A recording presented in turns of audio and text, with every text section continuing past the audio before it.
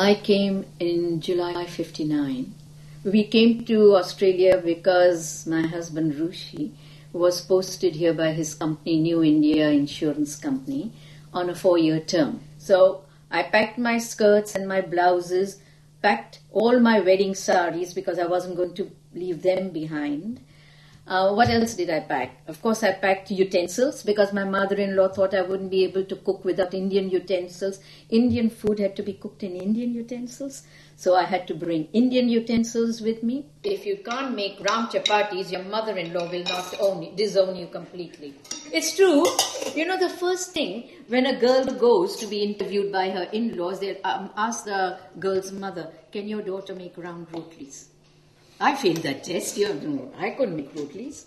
In those days, there was no direct flight to Melbourne. You came to Sydney.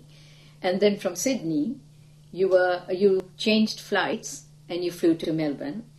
When we came, I had no time to even absorb any part of Sydney. In those days, the flight was 36 hours. It had taken me 36 hours with a little baby. It was terribly, terribly, terribly hard on the plane because my son did not know why he was leaving all the people who loved him and he loved behind. Plane was unknown to him, so it was a very difficult flight. When we landed in Sydney Airport, by the time we got through customs and I had a screaming baby, I was not registering at all. I was stunned by the beautiful wide streets, the scrupulous cleanliness of the streets. You wouldn't even find a bit of paper flying around or a matchstick or anything. And the emptiness. Because even in those days, 59, Mumbai was a very busy place and you'd never find a street with nobody there. And here, while we were driving from Melbourne Airport to Brighton, which was about 40 minutes drive in those days, there were streets where there was nobody. Not a soul outside in their gardens, nobody in their houses. When we first came to Australia and we said we were Indians, people said, oh, did you go to school on elephants and did you find snakes in your house? And I could very honestly say that I did not think you went to school on a kangaroo or anything. I knew what Australia was all about. The wonderful thing that happened to us, this was my first introduction to people in Australia. Rushi came to pick us up at the airport and being an Indian gentleman had absolutely no clue as to what a 1.5-year-old baby would require. Nothing about food, nappies, nothing at all. But in those days, we never locked our homes. The doors were left open. Nobody would walk in. Nobody would take in anything.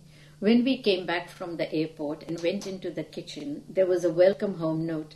And the fridge was loaded with things which a baby would want. And that was by the neighbors. And that was the first warmth we got. And it's continued till today. The difference I found was the absence of a joint family system. I mean, coming from Mumbai and coming from India, we all live in a joint family. I mean, both our households consisted of 10 or 15 people and odd guests coming in and out and all that sort of thing. And here there was just the two of us, a baby, a servant, and Rushi would work long hours. So it was the loneliness and the emptiness in the house that hit me the most. My son played cricket and football. My daughter went to ballet classes. And when the time came for us to go home, we suddenly realized that our children did not want to go home. And we were Australian. Once upon a time, we were only allowed to go home every 4 years when we were with the Indian company. And that was tough because there was no direct telephone call to India. Telegrams took days. Letters took a fortnight to get there, fortnight to come back. So communication with our families was bad and that was painful. But then when Rushi started working for an Australian firm, when we decided to live here and he started working for an Australian firm, we used to go home every 2 years. Now, if we can, we go home every year. And I say home, but home doesn't mean a country. Australia is my home as a country. Home means my family. We go home to see family. And that's the draw card. While the family's there, we still like to keep going. Oh, if we never left, we would continue living in a joint family system. I would not have had the independence that I have here. I wouldn't have been able to drive my little car and go where I want to. I would be very much under the social mores that dictate the lives of young wives over there.